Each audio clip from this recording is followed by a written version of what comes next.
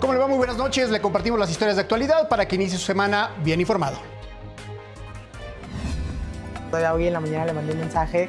Gracias por hacerme parte de tu sueño y cumplir el mío. Detrás del sueño alcanzado de Fátima Bosch, actual Miss Universe 2025, hubo un gran equipo de trabajo, entre ellos Genaro Palos, maestro de pasarela. Más adelante le doy los detalles. Por parte de la América la tiene Ordóñez. Ordóñez va a intentar el primero.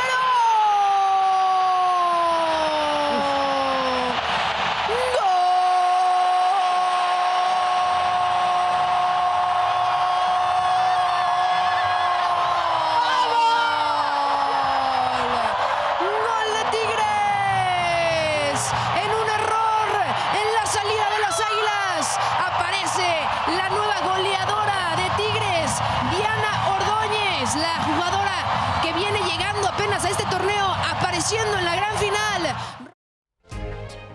Ya lo vio usted en juego que pudo disfrutar por las pantallas de Imagen Televisión. El equipo de Tigres Femenil se coronó por séptima ocasión en su historia como campeonas al vencer en la final a las Águilas del América. Más adelante le tendremos toda la información.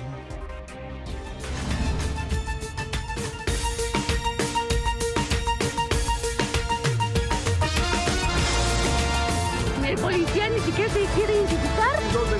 Miren cómo estoy. No quiere hacer nada.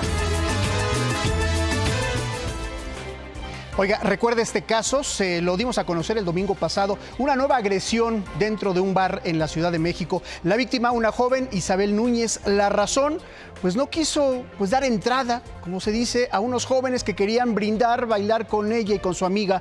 La respuesta fue violenta, le estrellaron un vaso de cristal en la frente. Hoy sigue demandando justicia. El policía ni siquiera se quiere identificar. Miren cómo estoy. No quiere hacer nada. 10 días han transcurrido de esta agresión cometida dentro del bar Bambú contra Isabel Núñez por un grupo de jóvenes luego de que rechazara insinuaciones a convivir con ellos.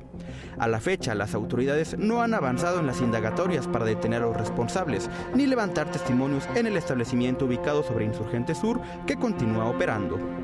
Yo ya fui a levantar las actas correspondientes. Gracias a que publiqué unos videos en redes sociales fue que pude dar con estos sujetos, porque los del bar no me querían dar nombres, no me quisieron ayudar absolutamente nada, al contrario, me querían dar dinero para que yo dijera que lo que sucedió no pasó dentro del bar, sino que pasó en la parte de afuera. Entonces, pues es una impotencia muy grande el no saber a quién acudir. En entrevista con Imagen Noticias fin de semana, la estudiante de la UNAM confirmó que la Fiscalía Capitalina integró 2 carpetas de investigación, una por acoso y lesiones y la segunda contra los policías que no le brindaron apoyo y por el contrario la revictimizaron. ¿Qué quieres que haga yo? ¿Qué quieres ¿Cómo se llama? ¿Cómo te apoyo? ¿Cómo se llama? ¿Estás borracha? ¿Estás en estado de ebriedad? No estoy en estado de ebriedad. No voy a estar lidiando contigo, no te mandé a tomar, amiga, ¿eh? Espero que pues se haga justicia una vez, aunque sea, porque no podemos contar ni con la policía ni con los que se supone que deben de estar resguardándonos.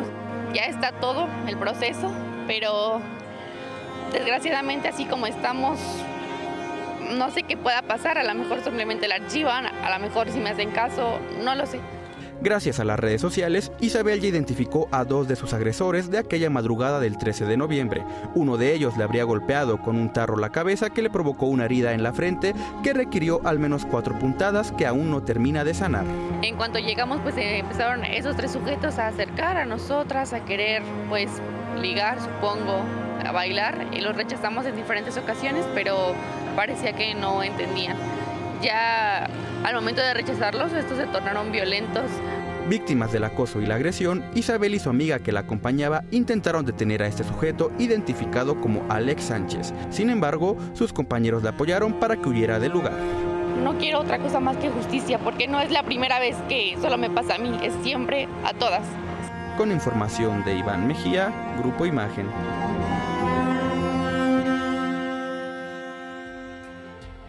Bueno, pues estaremos atentos a cómo se resuelve este caso y sobre todo a que no haya impunidad. Ahora, ¿por qué es importante condenar estos hechos y como sociedad demandar justicia? No solo porque estamos a 2 días, fíjese, de que se conmemore el Día Internacional para la Eliminación de la Violencia contra la Mujer, sino porque pese a la disminución que marcan algunas estadísticas oficiales, estas cifras de violencia en todos sus rubros siguen siendo altas y no se diga la percepción. Ante este panorama, las mujeres que habitan la Ciudad de México dicen no sentirse seguras. Para este 25 de noviembre se prevén distintas marchas de mujeres que saldrán a las calles para exigir un alto a la violencia contra su género. Pues no me siento tan segura, pero creo que ya últimamente por mi propia cuenta he tenido que tomar mis prevenciones. Pues sí, mandando a la ubicación, avisándole a alguien a dónde estoy, pero creo que en temas de, a lo mejor de iluminación, por donde vivo, sí ya hay más iluminación, veo más gente patrullando, pero creo que la inseguridad todavía sigue. Y mire, ahí le van algunos números sobre el Día Internacional de la Eliminación de la Violencia contra la Mujer. Fue establecido por la ONU en 1999 para denunciar la violencia contra este sector de la sociedad y promover políticas justamente para erradicarlas. Este 2025 el tema no podía ser otro. Únete para poner fin a la violencia digital contra las mujeres y las niñas, cuyo fenómeno ha crecido de manera exponencial en todo el mundo a través del uso indebido de imágenes íntimas o intercambio no consentido, a menudo denominado pornografía vengativa. También el ciberacoso, troleo y amenazas en línea, falsificación de imágenes mediante inteligencia artificial, pornografía falsificada e imágenes, videos o audios manipulados digitalmente, según previenen las Naciones Unidas. Además, discursos de odio y desinformación en las plataformas, suplantación de identidad y redes misóginas. ¿Qué pasa en cuanto a México? Bueno, el INEGI reporta que en 2024 10.6 millones de mujeres fueron víctimas de ciberacoso. 29% de ellas reportaron agresiones sexuales en línea, insinuaciones o propuestas sexuales, además de contenido sexual. Entre los principales efectos emocionales del ciberacoso, diferenciados según el sexo, destacaron el enojo en un 61% de las mujeres y la desconfianza en un 39% y el miedo en 34%. Ahora, en cuanto a las personas agresoras, pues el 21% de estas personas fueron conocidas de la víctima y el 61% personas desconocidas, quienes refirieron también las mujeres que un 17% de estas agresiones eran de tanto personas conocidas como personas desconocidas. El ciberacoso genera diversos efectos en la vida de quienes lo experimentan. El enojo se presentó en un 61% de las mujeres, la desconfianza en 39% y el miedo en 34.5%. ¿Cuáles fueron las medidas que tomaron las mujeres ante este ciberacoso? El 71% fue el bloqueo del agresor en plataformas y solo el 13%, o poquito más de 1 de cada 10, decidió denunciar y otro 12% ignoró la conducta en su contra. Así las cifras de cómo está la situación en cuanto a la violencia que sufren las mujeres a solo 2 días de que se conmemore este Día Internacional para erradicar la violencia contra las mujeres. Y mire, cientos de personas marcharon en Villahermosa, Tabasco, para exigir justicia por la presunta ejecución de un estudiante de veterinaria a manos de elementos de la Policía Estatal. La movilización, convocada por familiares, compañeros y universitarios y colectivos civiles, inició frente a las instalaciones de la Fiscalía General del Estado y avanzó por Paseo Usumacinta hasta la Plaza de Armas de esta ciudad.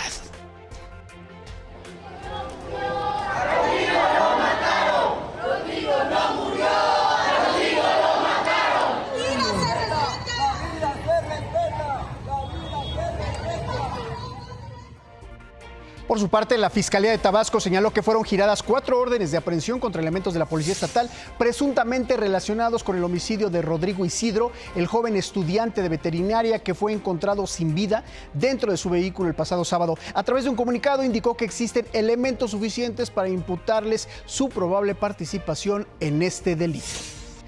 Policías contra policías, esto sucedió en Acambay, allá en el Estado de México. Un operativo para localizar un vehículo con reporte de robo derivó en un enfrentamiento armado. Agentes estatales y elementos de la Guardia Nacional fueron agredidos a balazos por policías municipales de Acambay. El saldo fue de un estatal muerto, 4 heridos y 12 uniformados municipales detenidos. En esta zona del ataque, diversas patrullas estatales presentaban pues múltiples impactos de bala. Así la situación. Vamos a otros temas. Carlos Manso, quien fuera presidente municipal de Uruapan, Michoacán, y su asesino fueron ejecutados con la misma arma. Así se dio a conocer durante la primera audiencia pública de los implicados, Jorge Armando N., alias el licenciado, y los 7 custodios implicados en el caso. De acuerdo con los datos presentados por el Ministerio Público, fue Demetrio N., uno de los escoltas de Manso, quien detonó el arma de fuego contra el menor de edad, cuando ya estaba pues sometido en el piso, pero aún con vida. Entre los datos revelados, un paramédico declaró que los agentes policiales del primer círculo de seguridad le impidieron incluso que auxiliara al asesino del exedil. También se dio a conocer que una persona llegada al presidente municipal les brindó información a integrantes del crimen organizado para facilitar su asesinato. Así están las investigaciones y lo que se ha revelado en las últimas horas. Bueno, sobre este mismo asunto, la alcaldesa de Uruapan, Grecia Quirós, viuda hoy de Carlos Manso, escribió un mensaje en sus redes sociales el día de ayer sábado en memoria de su esposo. En el marco de la detención del licenciado y los escoltas de Manso, la edil confesó que pues ha sido difícil su ausencia. Sin embargo, señala que continuará adelante, no solo para atender la parte administrativa, este municipio de Uruapan, sino atender a su familia. Recordará que el homicidio del alcalde de Uruapan, Carlos Manso, generó diversas manifestaciones. Una de ellas fue la que convocó la Generación Z, que concluyó con hechos violentos en el Zócalo de la Ciudad de México el pasado 15 de noviembre. Este viernes continuaron las audiencias de los detenidos. Los 18 que fueron aprehendidos fueron vinculados a proceso por diversos delitos. Sin embargo, 16 quedaron en libertad con medidas cautelares y los otros 2 permanecerán en prisión preventiva. El llamado Bloque Negro, identificado por autoridades como uno de los brazos radicales del anarquismo en México, consolidó una red digital que opera a través de distintos sitios dentro de la web como centros de propaganda, reclutamiento y convocatoria a movilizaciones como esta que ocurrió el pasado 15 de noviembre, pero también la del 2 de octubre y en otros años que también han hecho presencia estos jóvenes identificados del Bloque Negro. Vea usted.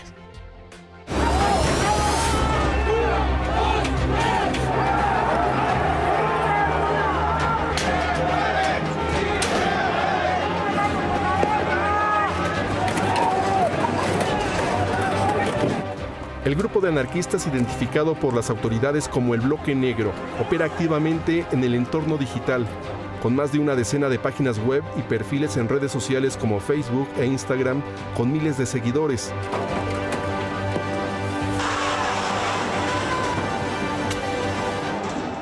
A través de estos canales, los grupos más radicalizados difunden la ideología anarquista, adoctrinan a nuevos miembros y anuncian movilizaciones y actos anti-establishment.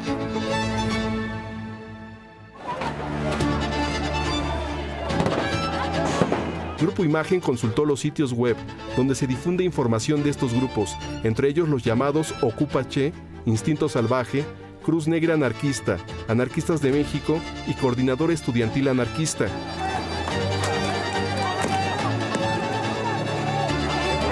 Estos colectivos lo mismo promueven una guerra de clases contra el ICE, Servicio de Inmigración y Control de Aduanas de Estados Unidos, que vandalizan la UNAM y lanzan bombas Molotov en Ciudad Universitaria. Las protestas violentas del Bloque Negro ganaron notoriedad a partir del 1 de diciembre de 2012, día de la toma de protesta de Enrique Peña Nieto como presidente. Las incursiones más recientes fueron el robo a joyerías del centro histórico de la Ciudad de México el pasado 2 de octubre y su presencia en la manifestación de la Generación Z en el Zócalo, donde derribaron las vallas metálicas que protegían Palacio Nacional el pasado sábado 15 de noviembre. Informó para Imagen, Héctor Figueroa. Ahí tiene usted, así opera el Bloque Negro, no solo en México, sino en otras partes del mundo. Vamos a otros asuntos. En Veracruz, el exalcalde de Zongolica, Juan Carlos Mazúa Campos, fue asesinado en su negocio. El ataque ocurrió en la localidad de Piedra Blanca, en la zona serrana del estado. El cuerpo del exalcalde fue trasladado al Servicio Médico Forense de la región centro para iniciar las investigaciones. Un operativo de la Fiscalía de Justicia de Nuevo León reveló la existencia de un crematorio clandestino de mascotas que operaba bajo la fachada de una panadería. Vea esta historia.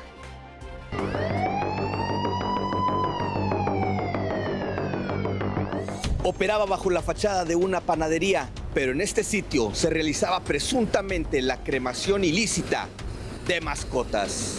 Trascendió que todo esto ocurrió luego de una denuncia, y es que una persona habría contratado los servicios para cremar a su mascota. Al ver que pasaba el tiempo y no le entregaban las cenizas de su perro, decidió acudir a las autoridades, mismas que hicieron una investigación y los llevaron hasta el local ubicado sobre la avenida Eugenio Garzazada entre Genaro García y Morelos, en la colonia Caracol, al sur de Monterrey. La información pasaba a cuentagotas, mientras que agentes investigadores cercaron la zona e ingresaron.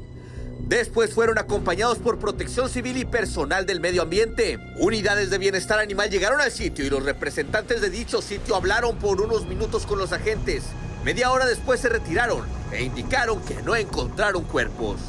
Mientras, personal de la panadería Lisboa emitió un comunicado a través de sus redes sociales en el que dieron a conocer que en ese lugar no operan desde hace años y que incluso actualmente se encuentran ubicados en el centro de la ciudad. Sin embargo, reconocieron que dejaron la publicidad en la anterior ubicación.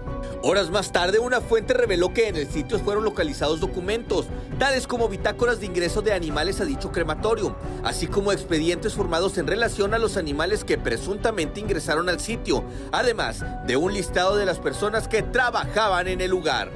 También fueron decomisados equipos de cómputo como tabletas, iPads y realizarán el análisis de cámaras de vigilancia y circuito cerrado con los que cuenta este lugar para constatar las condiciones en las que se encuentran las instalaciones de crematorio clandestino, como los hornos y herramientas en el interior del inmueble.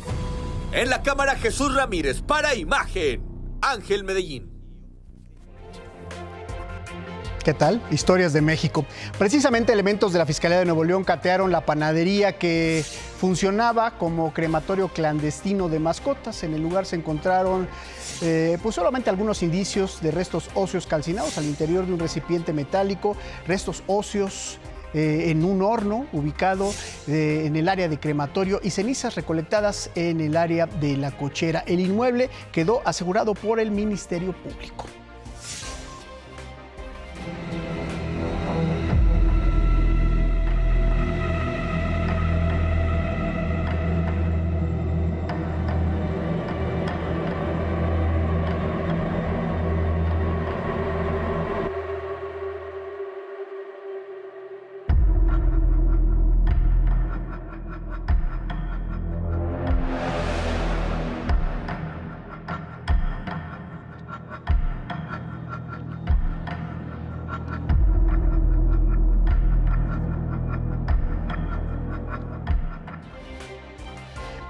Hace justo 2 meses, el pasado 22 de septiembre, ocurrió esta agresión dentro de las instalaciones del CCH Sur por parte de un joven, Lex Ashton, quien con un cuchillo mató a un compañero, Jesús Israel, de 16 años de edad, estudiante de ese colegio, y lesionó a un trabajador que intentó detenerlo. El hecho sin precedentes en la UNAM desencadenó una ola de pánico, amenazas y protestas de la comunidad estudiantil para demandar mayores condiciones de seguridad.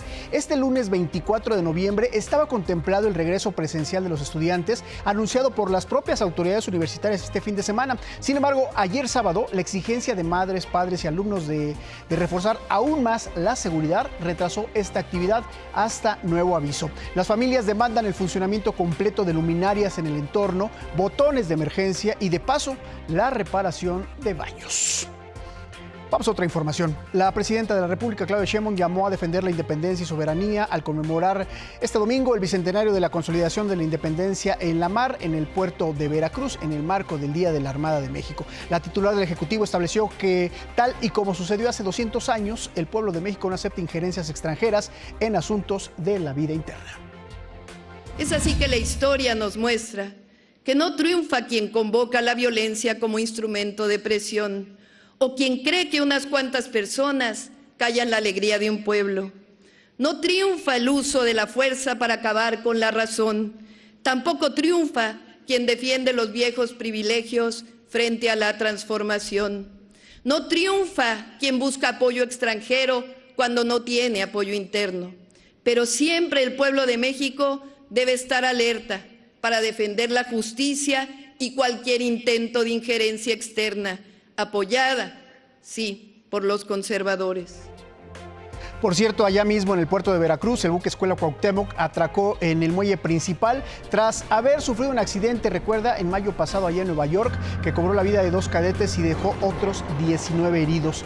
Tras la reparación a que fue sometido en Estados Unidos, el buque retornó a México y atracó en Cozumel, Quintana Roo, y posteriormente fue a Progreso, Yucatán, para finalmente llegar hasta Veracruz. Este domingo, la presidenta Claudia Sheinbaum visitó este buque. Destacó que a pesar de lo ocurrido, la tripulación pudo sobreponerse a la adversidad con el espíritu que caracteriza a los marinos mexicanos, demostrando así la resiliencia y vocación de servicio que tienen los marinos, pilares de la formación naval.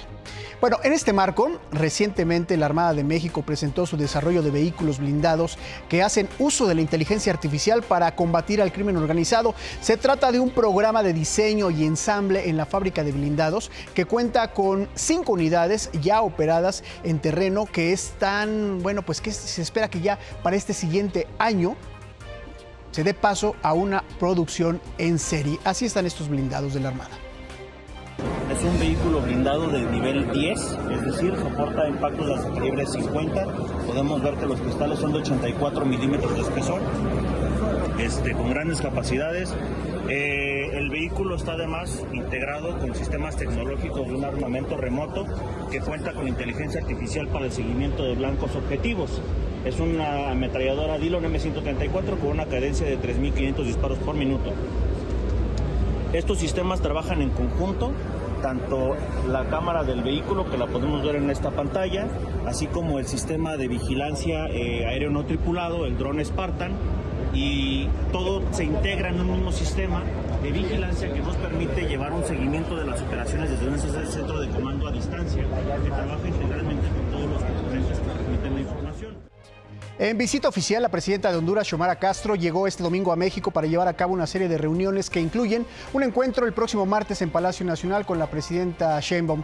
La mandataria fue recibida en el Aeropuerto Internacional Benito Juárez por el secretario de Relaciones Exteriores, Juan Ramón de la Fuente, quien estuvo acompañado por la subsecretaria para América Latina y el Caribe, Raquel Cerur.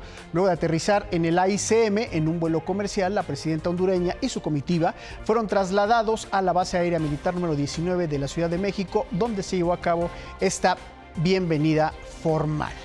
Y vea usted lo que ocurrió en las inmediaciones del Monumento a la Revolución.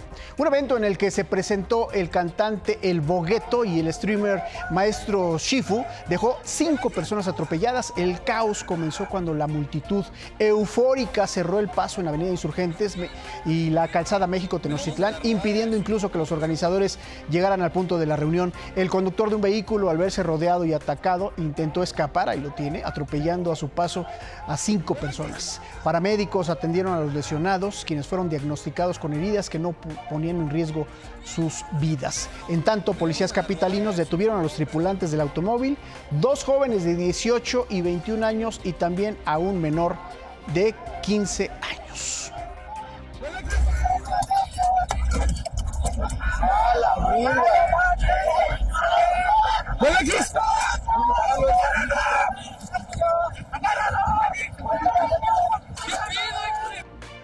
Estoy ahí en el momento de la revolución. En información internacional, Estados Unidos prepararía una nueva fase de acciones en Venezuela en los próximos días. De acuerdo con la agencia Reuters, 4 funcionarios estadounidenses señalaron que se llevarían a cabo operaciones encubiertas contra el gobierno de Nicolás Maduro. Esto ocurre en un contexto marcado por un importante despliegue militar estadounidense en el Caribe. Y por cierto, desde este fin de semana, y se estima que hasta el lunes o martes dejarán de volar algunas aerolíneas extranjeras, como es el caso de Iberia, como es el caso de TAS, entre otras, sobre espacio aéreo de Venezuela. Hay que estar atentos de lo que ocurre allá en el Caribe. En más información internacional, el Papa León XIV exigió la liberación inmediata de los más de 300 alumnos y profesores secuestrados en Nigeria durante el Ángelus de este domingo. Ahí el pontífice expresó su profundo dolor por este nuevo ataque en el país africano y solicitó oraciones para que las iglesias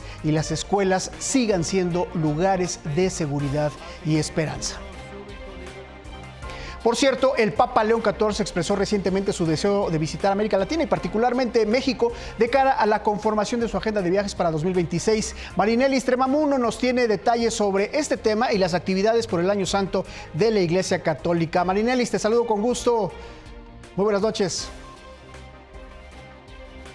Así es, Enrique. La noticia de la semana aquí en el Vaticano es que Papa León XIV tiene en la mira México para uno de sus próximos viajes, pues en una rueda de prensa improvisada aseguró que le encantaría viajar y que quiere visitar los santuarios marianos, entre ellos la Basílica de Guadalupe en Ciudad de México.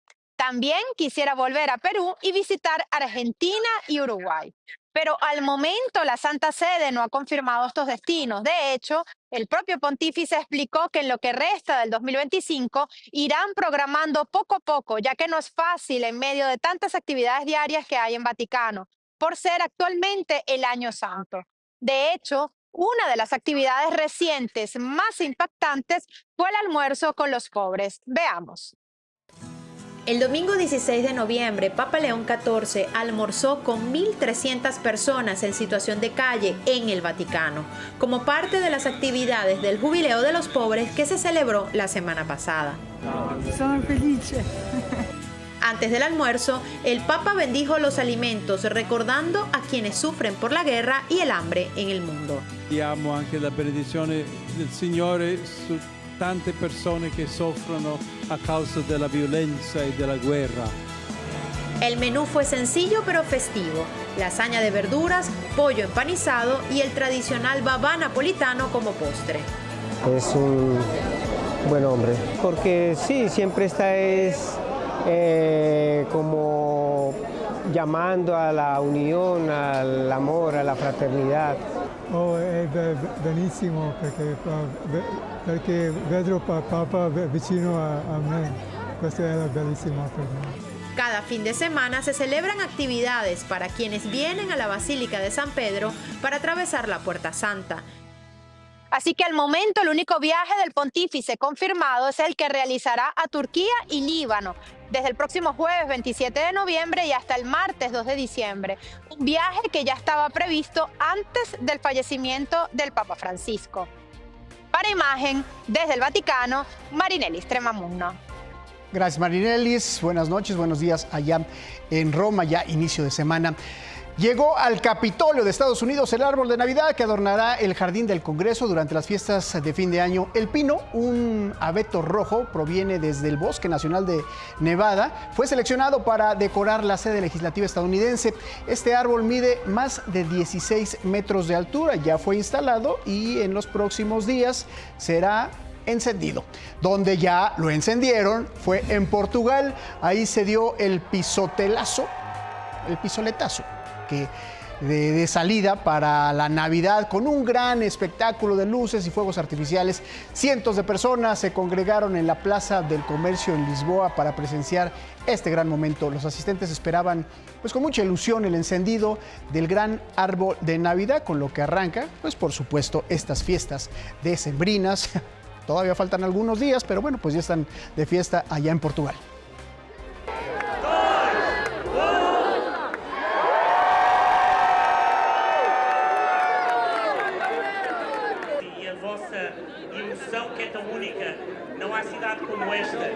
E agora,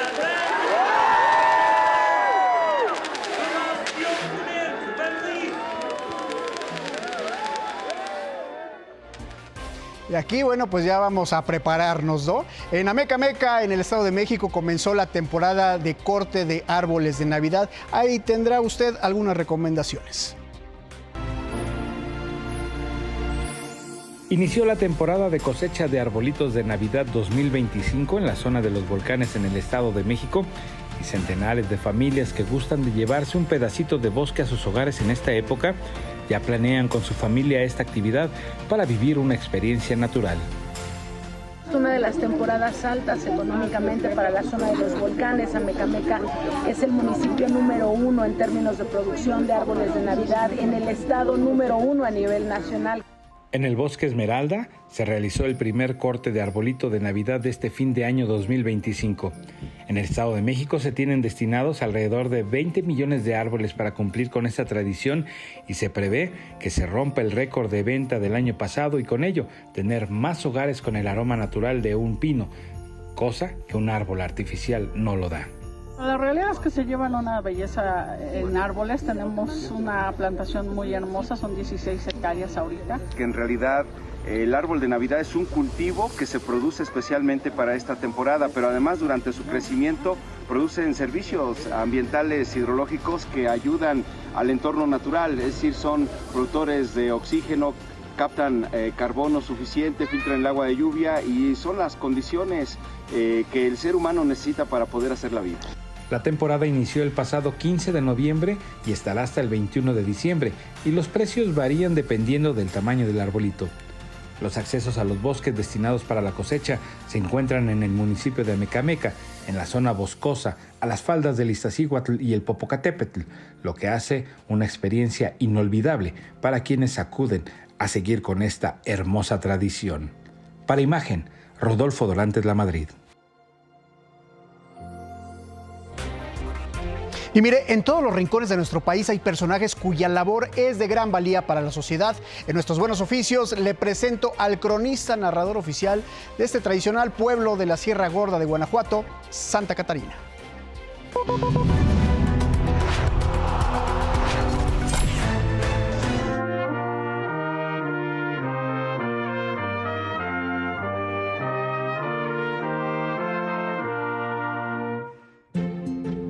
En la Sierra Gorda de Guanajuato hay un vigilante milenario que resguarda a su pueblo.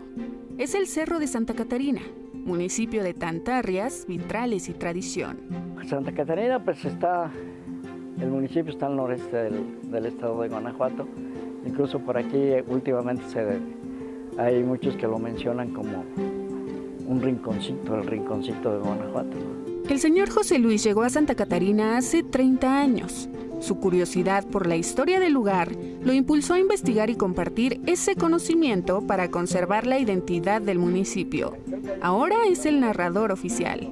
A mí se me encargó en la administración pasada llevar la parte histórica. Lo poco que sé, pues me gusta compartirlo, ¿no? con las demás personas, con la gente que viene de fuera, con la gente de aquí mismo, porque hay veces que también la gente de aquí mismo pues no conoce mucho de la historia de su municipio. Y esto me llama la atención. Desde el Jardín Hidalgo, el centro histórico que ha visto pasar generaciones y presidentes, don José Luis relató parte de la historia de un municipio conocido por sus paisajes y la cordialidad de su gente. Es un municipio habitado por gente muy amable. Siempre recibe con los brazos abiertos a cualquier visitante. Además de que tenemos muchas cosas por ofrecer, paisajes. Yo creo que ustedes lo observaron a la llegada, unos paisajes maravillosos que tenemos. Además de su legado histórico, Santa Catarina tiene su cultura viva. Y por eso contento diré, guapanguero será mi destino. José Luis recordó con entusiasmo la fiesta patronal que se avecina, una celebración desde 1980 que se extiende por 10 días, culminando con eventos artísticos, deportivos y la topada, un evento de baile, música y huapango que se celebra la noche del 24 de noviembre. Se lleva a cabo una jornada cultural que parte desde el día 18 y termina más o menos como el 27 de noviembre.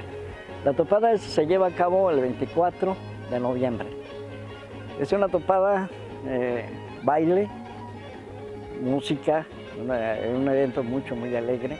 Los grupos musicales, los huapangueros, que son personas campesinas, pero con una cultura muy marcada, muy avanzada. Con su oficio como narrador, el señor José Luis se ha convertido en el guardián de la historia de Santa Catarina, quien con pasión transmite sus saberes entre montañas y cálidos atardeceres. Para Imagen, Brenda Salas.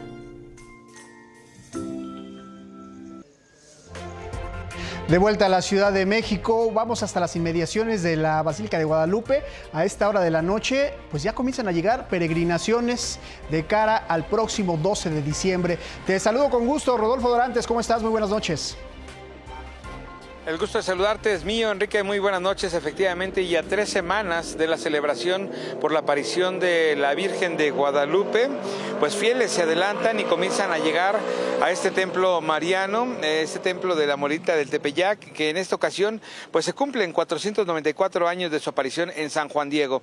A peregrinos de diferentes alcaldías de la capital o de estados vecinos llegan hasta los pies de la Virgen Morena después de realizar una travesía y dan gracias por los favores recibidos a pie, en bicicleta, automóvil o autobuses. Es como llegan los peregrinos y en este año se prevé que arriben alrededor de 12 millones de fieles. Por supuesto, la Secretaría de Seguridad Ciudadana ha realizado un operativo tanto de seguridad como de vialidad en la zona, por lo que recomienda a las personas anticipar sus traslados. Asimismo, y por otra parte, Enrique, te informo que mañana a primeras horas del día, bueno, pues se tiene previsto un bloqueo carretero masivo por parte de transportistas y se contemplan los cierres en las autopistas México-Toluca, México-Querétaro, México-Pachuca, México-Puebla, México-Cuernavaca y Cuernavaca-Acapulco, así como en diferentes estados de la República y un posible cierre en aduanas de la frontera norte. También hay que tomar previsiones y salir con bastante tiempo para evitar retrasos. Finalmente te informo que hay que sacar las chamarras y los guantes porque la Coordinación Nacional de Protección Civil exhorta a la población a tomar precauciones y protegerse ante el clima adverso de las próximas 72 horas y se prevé que el miércoles 26 se presenten lluvias fuertes con puntuales muy fuertes en Nuevo León, Tamaulipas, San Luis Potosí, Hidalgo, Puebla, Veracruz y Oaxaca. Así que, Enrique, ahí está la advertencia, por supuesto, tanto de los bloqueos como del frío, para que no los tome desprevenidos. Mi reporte. Sí, hay que tener atención en el caso de los bloqueos. Algunas organizaciones se deslindaron, dijeron que no iban a participar, sin embargo, otras más dijeron que van a estar presentes mañana en distintos puntos, incluso fronterizos, aduanas, carreteras. Hay que tener mucha precaución y hay que dar seguimiento a través de nuestros medios de comunicación aquí en Grupo Imagen. Puntualmente estaremos informándole desde temprano sobre estos posibles bloqueos carreteros. Gracias, Rodolfo. Hasta luego, bonita noche. Hasta luego, muy buenas noches. Desde el 22 de noviembre de 2024, hace un año, cuando el Departamento de Agricultura de los Estados Unidos anunció el cierre de la frontera con México a las exportaciones de bovinos debido a la plaga del gusano barrenador del ganado, se han confirmado 10.011 casos en 7.474 reses. La plaga avanzó en al menos 2 estados: Chiapas, Oaxaca, Yucatán, Veracruz, Tabasco, Campeche, Quintana Roo, Puebla, Nuevo León, Querétaro, Jalisco y Morelos. Para contener este avance se han liberado 4 millones de moscas estériles en el territorio nacional. Y mire, sobre este mismo asunto, la Secretaría de Salud actualizó las cifras sobre los casos de miasis por gusano barrenador en humanos. De acuerdo con el boletín epidemiológico, el registro nacional ascendió a 84 casos confirmados. Se detectaron 9 contagios. La distribución total de pacientes por estado es el siguiente: Chiapas se encuentra con 75 casos, Yucatán con 5 casos y Campeche está con 3 casos. En tanto se acuerda la reapertura de la frontera al ganado que pudiera ocurrir, se lo adelantamos, en la primera quincena del mes de diciembre, México y Estados Unidos unen fuerzas para erradicar en 5 años el gusano barrenador con distintas estrategias, entre ellas esta que le comentaba, la de liberar moscas estériles sin usar insecticidas y proteger al sector de más pérdidas millonarias.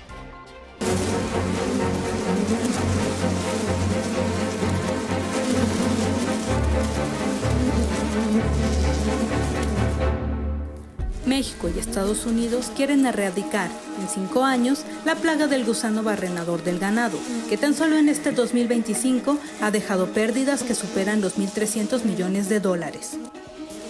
Para ello, se prevé liberar 500 millones de moscas estériles a la semana, que serían producidas en 3 plantas, una ya existente en Pácora, Panamá, desde donde llegan 100 millones de moscas a nuestro país cada semana, otra que está en construcción en Metapa, Chiapas, y que estará lista en junio de 2026 y tendría una producción de 300 millones de moscas, y una más en Edinburgh, Texas, cuya construcción fue ya anunciada por Estados Unidos y que produciría 300 millones más de moscas.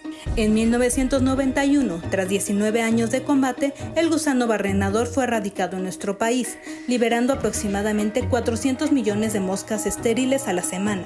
Recuerden que ya lo hicimos una vez, entonces podemos hacerlo de nuevo con la nueva tecnología y todo lo que tenemos para el manejo integrado de esta plaga. Nuestra idea es poder erradicar la plaga en 5 años o menos. Actualmente, vía aérea se dispersan 100 millones de moscas estériles a la semana en zonas de Chiapas, Oaxaca, Veracruz y Guerrero. Sin embargo, esta cifra apenas es suficiente para evitar la expansión de la plaga en el país. El proceso de la técnica del insecto estéril implica la cría masiva de machos de la plaga, esterilización aplicando radiación a los capullos y su liberación en campo, con el fin de reducir la población del insecto dañino hasta su erradicación. Es una técnica ecológica con el ambiente que evita la liberación o el uso de miles de litros de insecticida, y lo que pretende es un control natal de la población. La técnica del insecto estéril demostró su efectividad justamente con el gusano barrenador de ganado en los años 50. El nuevo complejo en Metapa, Chiapas, tendrá un área aprovechable de 2.016 metros cuadrados y tiene ya un avance de 28%. Actualmente el Hospital General de México y el Instituto Nacional de Ciencias Médicas y Nutrición Salvador Subirán son las instituciones que realizan el mayor número de trasplantes de hígado en el país, tanto en el sector público como en el privado. A partir del 2015 estamos realizando alrededor de 45-50 trasplantes al año. Este año llevamos 45, esperemos llegar a 50. Y desde que empezó nuestro programa, estamos llegando ya cerca de los 700 trasplantes. Pues empezó en el 85, lo que pasa es que en esa época eran muy poquitos los que se realizaban. Realmente la parte más fuerte se ha realizado en los últimos 10 años. Vamos con esta historia. El 24 de noviembre de 2004, 3 elementos de la extinta Policía Federal realizaban una investigación en San Juan Ixtayopan, esto en la alcaldía Tláhuac, al oriente de la Ciudad de México, cuando fueron confundidos con delincuentes y una turba enardecida arremetió contra ellos, los golpeó y quemó vivos, algo que como sociedad condenamos en su momento. Esto es Imagen del Caos a 21 años de estos hechos.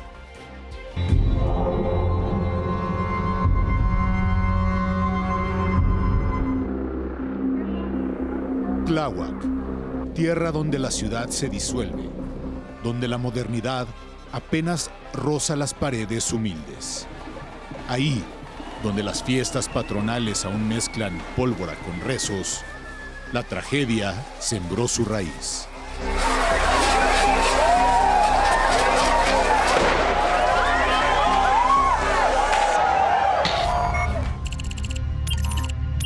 Tres agentes de la Policía Federal Preventiva.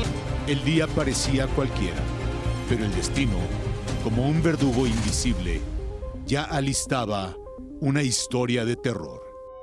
El 23 de noviembre de 2004 sucedieron unos hechos lamentables, un linchamiento a 3 elementos de la Policía Federal, donde 2 de mis compañeros desafortunadamente perdieron la vida. Su misión, se dijo, era vigilar. Unos padres de familia que me abordaron y me dicen, ¿y usted quién es? Digo, ¿por qué? Me dice, es que a usted no lo conocemos, usted no es de aquí. Empezaban a subir padres de familia y le dice a uno de ellos, dice, ¿tú tienes hijos aquí en esta escuela? Dice, sí, voy por ellos. Me dice, estos son los secuestradores. Entonces, ¿cómo que secuestradores? Sí, es que secuestraron a 2 niñas. Y aquí empezó el suplicio. Somos Policía Federal Preventiva.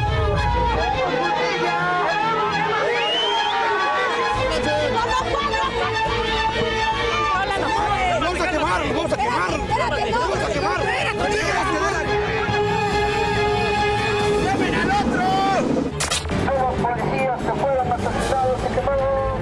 Le voy a demostrar que somos gente honesta. Le voy a hablar a mi jefe a gente de la Policía Federal. Me dejan hacer la llamada. Nos están golpeando, señor, porque la gente de aquí se empezó a decir que supuestamente veníamos para llevarnos unas niñas y todo, pero no, ya les dijimos que venimos a lo del narcomenudeo, pero no nos quieren creer. Estamos investigando narcomenudeo. Los 3 hombres se convirtieron de pronto en símbolos de un Estado ausente. Y la multitud, convertida en marea, linchó a los policías sin escuchar súplicas, sin detenerse ante la mirada de los niños, sin pensar en el mañana. Me acuerdo que jalan a Cristóbal y la gente, ya estamos hasta madre de gente como ustedes, y lo empezaron a golpear. 1 minuto, 2 minutos después ya lo vi todo amoratado de la cara, ya inconsciente. Solo me acuerdo que vi su último suspiro, como que hizo esto de y ya no se movió. Primero fueron golpes, después piedras, después fuego. De entre las llamas y la furia, una persona logró escapar del enojo del pueblo. Ya ahí fue donde dije, aquí voy a quedar. En ese momento es cuando siento una mano en el hombro izquierdo, es cuando me levantan y me sacan. Un sobreviviente que no fue héroe ni verdugo. Fue la cicatriz viviente de aquel día. Testimonio doloroso de lo que la multitud hizo cuando confundió justicia con venganza. El Estado reaccionó tarde. Los cuerpos ya eran ceniza. La plaza, ruina. Me da tristeza, me da dolor el recordar que yo le hablé a mis jefes, ¿sabes qué está pasando esto? Mándanos gente, nos van a linchar. Me dice, la respuesta fue, no te preocupes, vamos para allá. Ese día, 2 hombres murieron en la hoguera de la desconfianza y un tercero sobrevivió para cargar con la memoria del caos. Al día siguiente, nuevamente estando mi madre en la habitación de la terapia intensiva, me vuelve a preguntar ¿qué te pasó? Yo le comenté a mi madre, nos golpearon. Ella me dice, sí, hijo, los golpearon. Me pregunta, ¿qué pasó con tus compañeros? Le respondo, los mataron a golpes y los quemaron. Me dice, sí, hijo, eso pasó. Y es cuando me puse a llorar. Me puse a llorar porque recordé todo el suceso de principio a fin. Tláhuac no olvidó. México tampoco debe olvidar, porque el linchamiento no fue solo un crimen. Es una herida en nuestra conciencia colectiva. Es una imagen del caos. Eso ocurrió en 2004. Vamos a otros temas. El jueves pasado, la tabasqueña Fátima Bosch se alzó con la victoria en Miss Universe 2025. ¿Sabe usted quién estuvo entre muchas personas apoyando este triunfo y quién pues la alentó, se integró al equipo? Fue Genaro Palos, maestro de pasarela, quien al final fue parte importante de este triunfo. Conózcalo.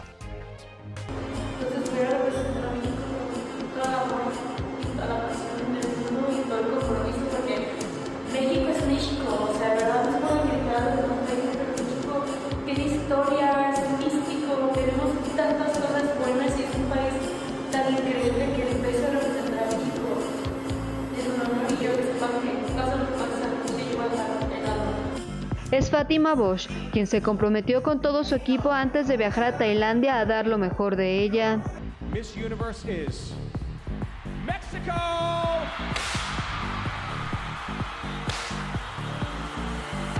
Detrás hubo un equipo de trabajo, entre ellos Genaro Palos, maestro de pasarela originario de Aguascalientes. Genaro, de 26 años de edad, lleva 9 años preparando reinas de belleza en proyección y manejo de telas en el escenario. Pero la primera vez que fui Miss Universo fue en el 2010, aparte ganó una mexicana, Jimena Navarrete.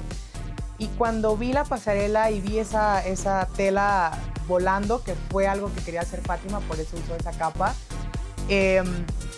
fue, wow, ¿qué es esto? Me encantó y a partir de ahí me empecé a buscar las Misses, el Miss Universo, siempre obviamente el Miss Universo, que es el concurso más importante. Y de ahí empecé, compré unos tacones, yo doy clases de pasarela en tacones, compré unos tacones como a los 15 años. Pero jamás había tenido la oportunidad de preparar a quien se convertiría en la mujer más bella del universo.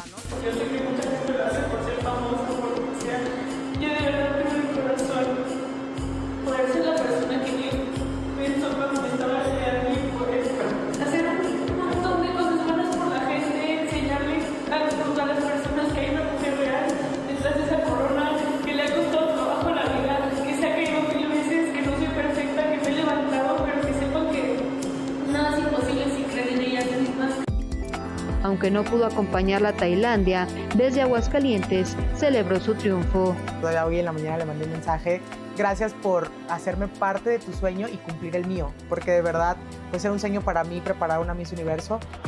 Para Imagen, Carla Méndez. Bueno, ahí tiene usted, y la transmisión la vivió el jueves pasado, ya lo sabe, aquí por Imagen Televisión. Vamos con los deportes.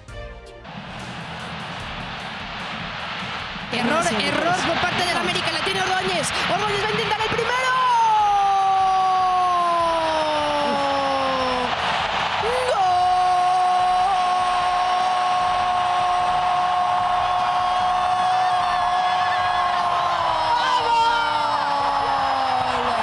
¡Gol! ¡Gol de Tigres!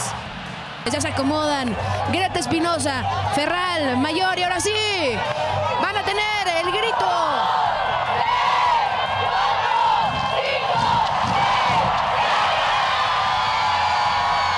Y ahora tienes a Tigres ganando por séptima ocasión en su historia para ser las campeonas de la Liga BBVA MX Femenil Apertura 2025.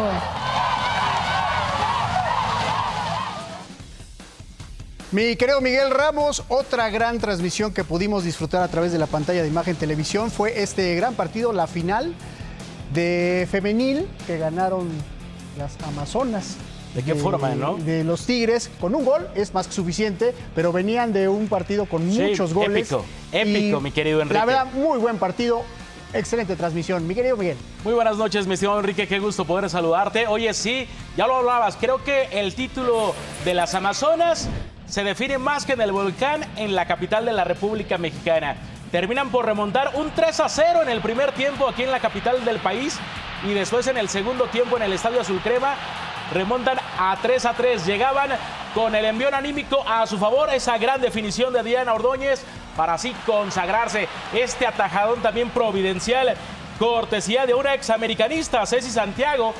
El América trataba de hacer de cualquier modo el gol que necesitaba. Tristemente también llegaron las expulsiones, así que con eso el América estaba en declive total. Ahí cuidado el rebote que dejaba a Ceci Santiago, pero no fue suficiente para romperle el cero a la arquera del equipo universitario. Con esto el equipo felino, a través de la señal de Imagen Televisión, consigue su séptimo título de la Liga MX Femenil. Así que con eso, pues sin duda se convierte en el equipo más laureado de la Liga MX Femenil. Enhorabuena. Y ojo, el América de 7 finales, 6 perdidas. Oiga, sobre el megabloqueo de este lunes, la Secretaría de Gobernación ha dicho que recibirá a las 11 de la mañana de mañana a un grupo de organizaciones inconformes. Sin embargo, esto no destraba todavía las conversaciones y pudiera registrarse este bloqueo en distintas autopistas de la ciudad. Así que estaremos muy pendientes al respecto. Nos vamos. Gracias. Muy buenas noches.